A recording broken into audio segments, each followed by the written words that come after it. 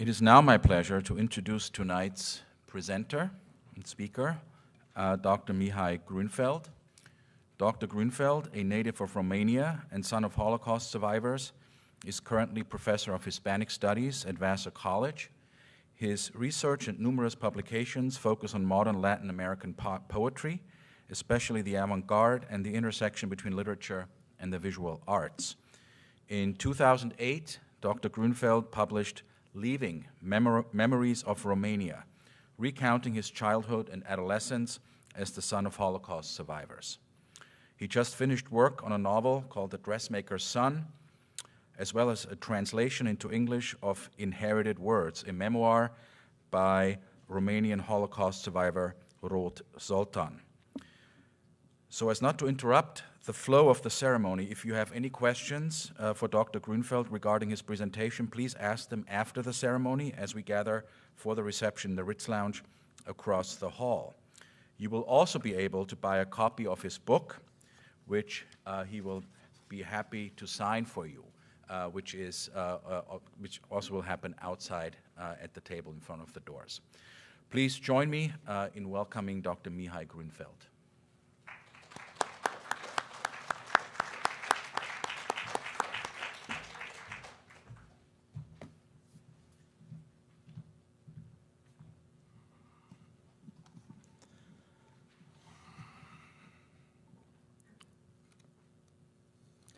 Thank you very much for inviting me to offer this presentation.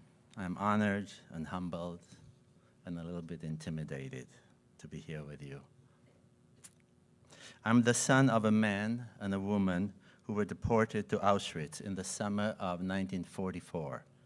Father, Nathan Grunfeld, was deported with his wife, his 2 children, and his parents. Everyone was killed except him.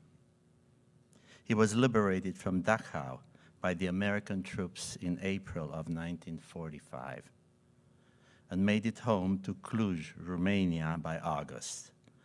4 long months to get home, part of which he spent in a sanatorium in Germany, recovering from TB. Mother, Rosalia Grunfeld, was deported with her parents, 2 sisters, her brother, in June of 1944. Everybody and their parents, everybody except she and her brother Zoltan were killed. By that time, her husband, Moritz Grunfeld, had died in one of the many Jewish battalions that Hungary organized to fight along with Germans against the Russians. Mother was liberated from Auschwitz by the Russian troops in January of 1945.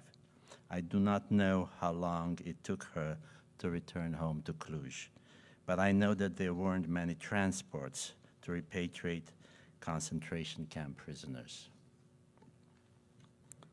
After Nathan and Rosalia returned to Cluj, they found each other, probably because Mother had been married to Father's brother. But they became a couple and started a new family. My brother Anton was born in 1946, about a year and a bit after my parents returned. I was born 3 years later, in 1949.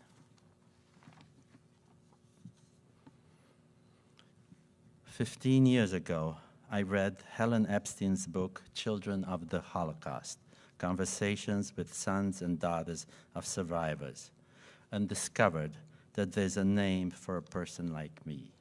I'm a 2nd-generation Holocaust survivor, according to Epstein.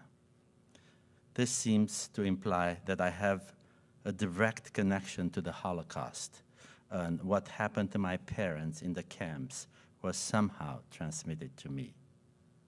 Am I a child of the Holocaust? I don't know. Looking back through my life, what stands out is how indefinite and ambiguous my connection to the Shoah felt for a large part of my life, because my parents transmitted to me an avoidance at any cost of anything having to do with the Shoah. This is what they taught me intentionally.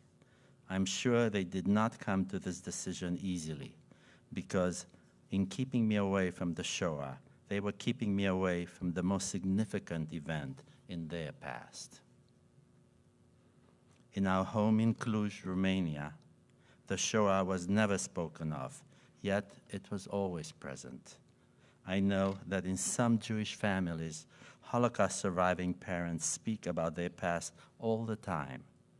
In my family, silence was the expression of the same trauma.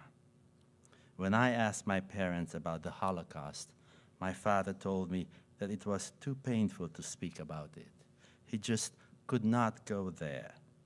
My mother was silent about this, consumed by her depression. Both signaled to my brother and me that we were not to ask questions about the camps, about losing their family, about living and working as slaves, about seeing everyone around them die. I could see the pain and the sadness in their eyes, the depression in their bodies. The last thing in the world I wanted was to create more pain. So I stopped asking.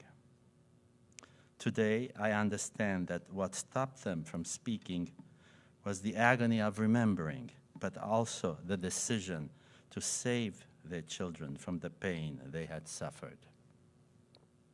This was a conscious and understandable decision, not to inflict their pain onto the next generation.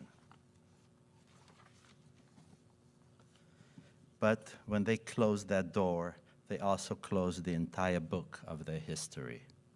They also never spoke to me about their past before the Holocaust, about their parents, siblings, children, where they had lived, who they were.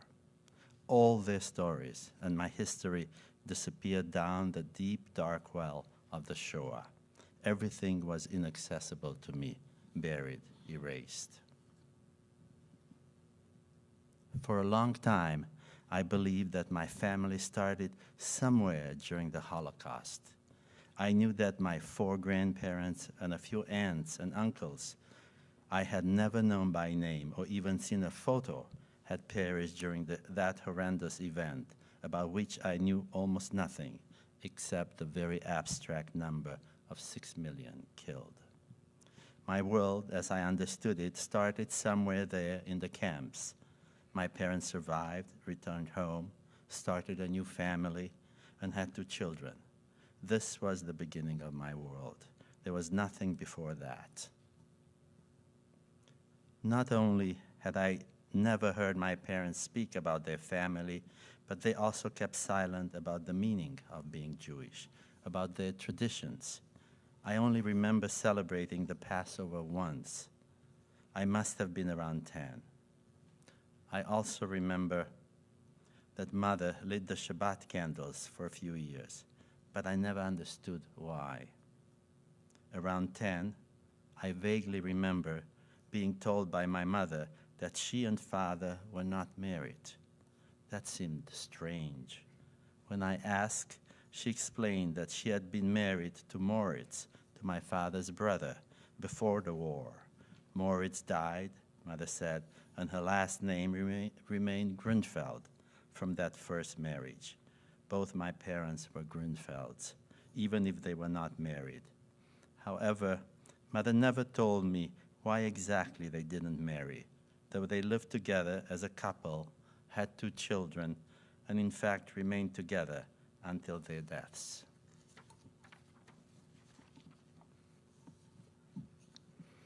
Today, I imagine that for a long time, Father must have still been waiting for the possibility of his spouse to reappear. Many people waited. In a few cases, the spouses did show up. Unfortunately, it wasn't only my parents who refused to speak about the Holocaust. Our history books at school barely touched on what happened during World War II. Romania and its socialist government had an interest in maintaining the silence. According to our books, everything that went wrong in the war had to do with the Nazis, and nothing with the anti-Semitism in Romania or Romania's involvement in the war as an ally of Germany. And no one among the people of my parents' age had any interest in speaking about the war. We, the children, understood that this was a taboo subject. You don't ask and you don't get in trouble. Again, I stopped asking. Despite everything that happened to him, my father remained a believer. I don't understand how and why. But every Friday, he went to the synagogue, and every morning I saw him daven by the desk in our bedroom, in pajamas and with the fedora on his head, reading at high speed from an old, tatty prayer book. My mother lost her faith in God, but she continued lighting the Shabbat candles for some years. Father told me once that he himself couldn't just stop being a Jew after all that he had suffered. His life and suffering wouldn't make sense, he said. But Father and Mother decided together that my brother and I should not be Jewish. They didn't want us to know the suffering they had endured. The connection to Jewishness could be too costly. So, I was given a common Romanian name, Mihai, and a common Romanian middle name, Gheorghe. Neither would identify me with the Jewish faith. I was not circumcised. I did not have a bar mitzvah, and I was not taught Yiddish, even though both my parents spoke it when they did not want the children to understand them. They wanted me to just be a person, a human being. I didn't hear anything good about being Jewish. On the contrary, it was enough for me to look at my parents to understand the price of being a Jew. So I grew up hiding, feeling ashamed. I was a Jew for sure, but would only admit to it when I had no choice.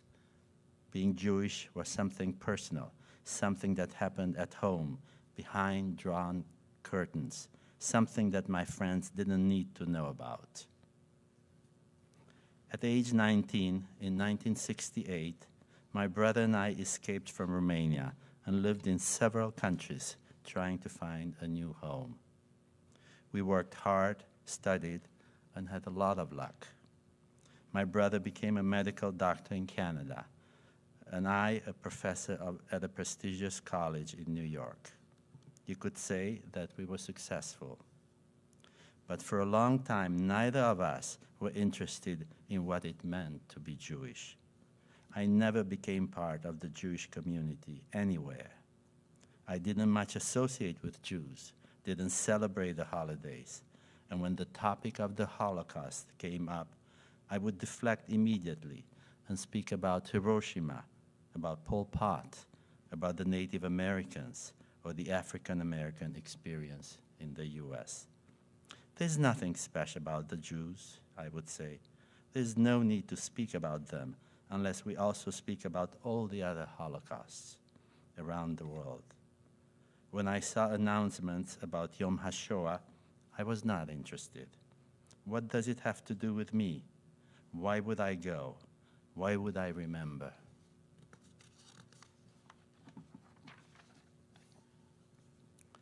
Little by little, however, living first in Canada and then in the US, I made Jewish friends, became interested in spirituality, even though I was not a believer, and dabbled in many traditions, including a little in Judaism, but from a distance. Then, shortly after my 50th birthday, married with 2 children and a successful teaching career at Vassar College, I had a crisis. It was, I thought, at the time about getting old, about my own mortality, and about my desire to become a writer. I joined a writing group with the intention to tell about my escape from Romania, my years of living and working in different countries, and finally settling in Canada. That was my intention. But what I found myself putting to paper were the stories of my 19 years in Romania before my escape.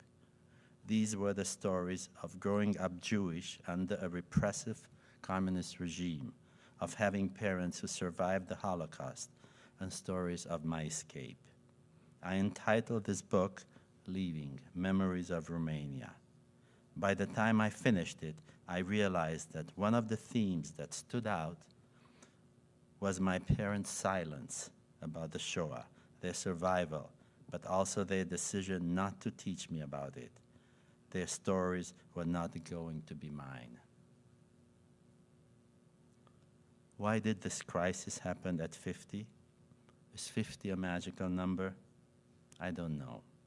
However, one of the reasons I opened my Pandora's box was because my two children were growing up, and I had the suspicion that I was doing to them exactly what my parents had taught me. I realized that in my relationship with my children, I was raising a wall of silence about my own past, about my parents, about Romania, and of course about the Holocaust. I was faithfully continuing the silence, which is what my parents had taught me. Once I opened my Pandora's box, I became obsessed with finding out everything I could about my parents' history, about their lives, about their lost families, about what they didn't want me to know or were unable to teach me. I could no longer ask them questions directly and insist on getting answers. I had waited too long. But I became involved with genealogy, and little by little discovered that there were two large families, my father's and mother's, with numerous relatives that I could trace back all the way to the beginning of 19th century. This felt like a miracle. My reality did not start with my parents in the Holocaust. The truth was that I did have a family. Today, 2 walls of my office are covered with what I discovered about the many members of my family through a genealogist I hired in Romania.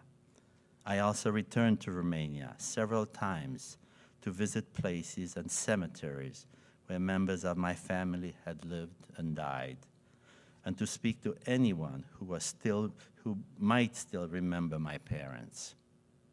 At the Jewish Community Center, I found a neighbor who, before the war, lived in the same courtyard with my father's family and remembered them well. Curiously, he spoke, among others, of Iboya, a sister of my father's, who I never even knew existed. I could not find out what happened to her, though I suspect her life ended in Auschwitz. I could not find out what the names of the 2 children my father had, my half-brothers, who were also killed in Auschwitz. My family had been sent there in early June of 1944, about 1 year before the end of the war, by which time it was clear that Germany would lose. At that point, they didn't even bother to collect data of those who were immediately gassed, so there's no trace of them left.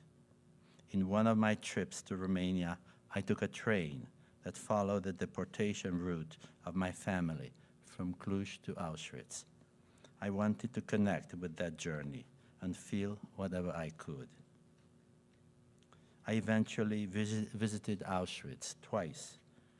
It is a dark place, but crying over the ground where the ashes of the cremated were thrown helped.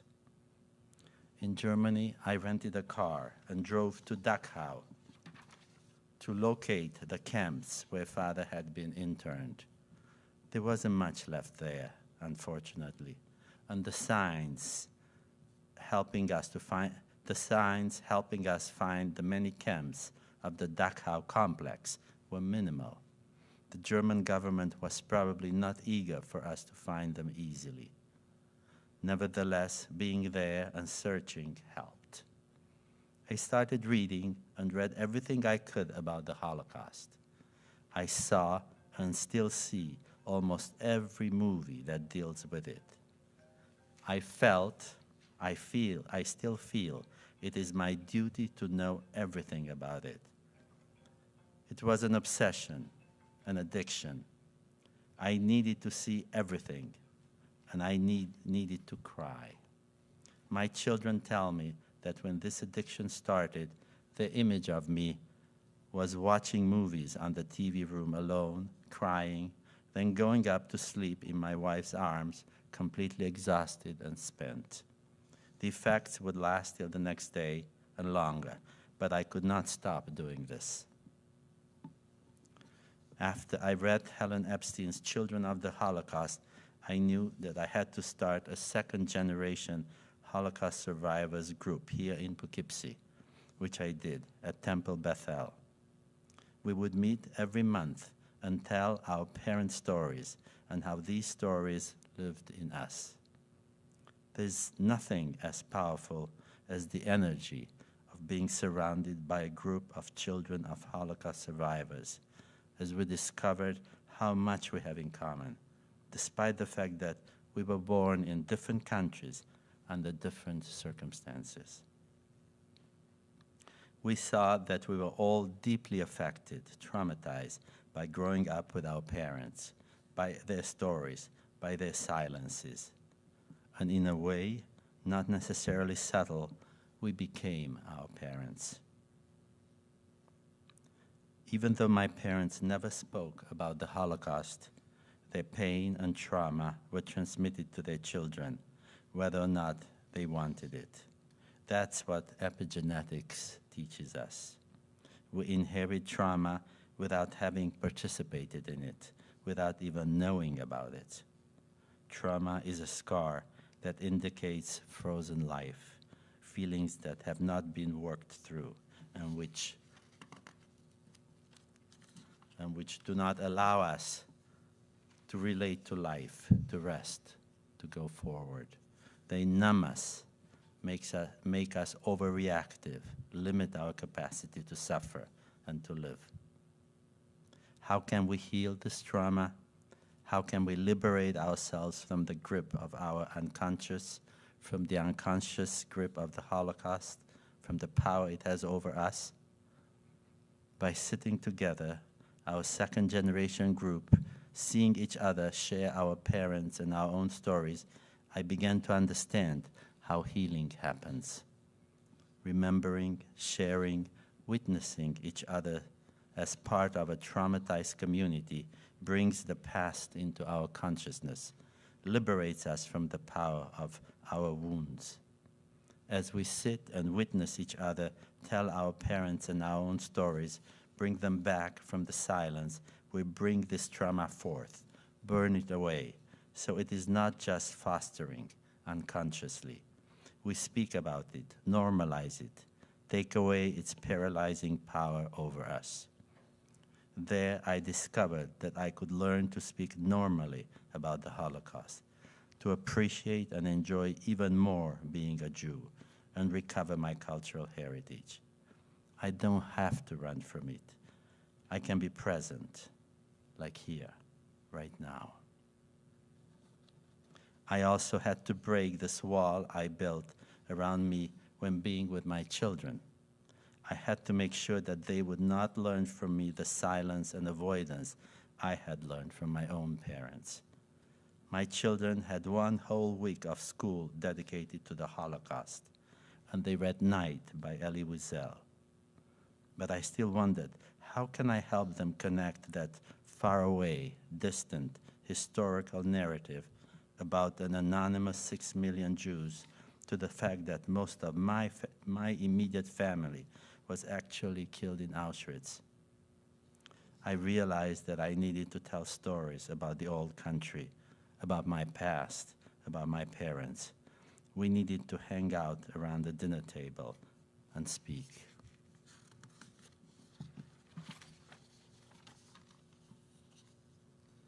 Of course, it's not easy to just bring up the Holocaust at dinner. Sometimes my children were not interested. When this process started for me, they just reached adolescence. My stories could hardly compete with their own. However, I can proudly say that we spoke, that we still speak. They even agreed to travel to Romania with me and to Auschwitz too. Had it not been for the pandemic, we would have already gone there. That is something. A few months ago, while hiking with my entire family, my daughter asked me what I thought I inherited from each one of my parents. What a beautiful question.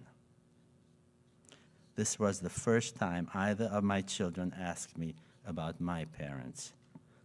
Not long ago, she pointed to the altar I had set up with the few remaining pictures of my parents and relatives and asked me about them.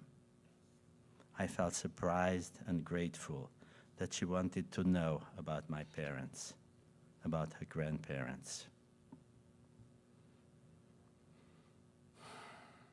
It has taken me many years to be able to stand here with you. To this day, I'm 72 years old. I'm still trying to understand my parents' experience of the Shoah and make it my own. As a second-generation Holocaust survivor who has lived in Romania for 19 years, I can say that before trying to transmit to my own children the significance of the Holocaust, a most important task given the rise of anti-Semitism around us, I had to make the Shoah part of my own life, relate to it, make it my own. I had to go against what my parents tried to do and learn about my family, my culture, my history. I had to travel to Auschwitz and connect to the Shoah deeply and personally. When we do this and share our experience with the next generation, we heal. We heal our present, our future, and even our past, as the Buddhist tradition teaches us. Thank you very much.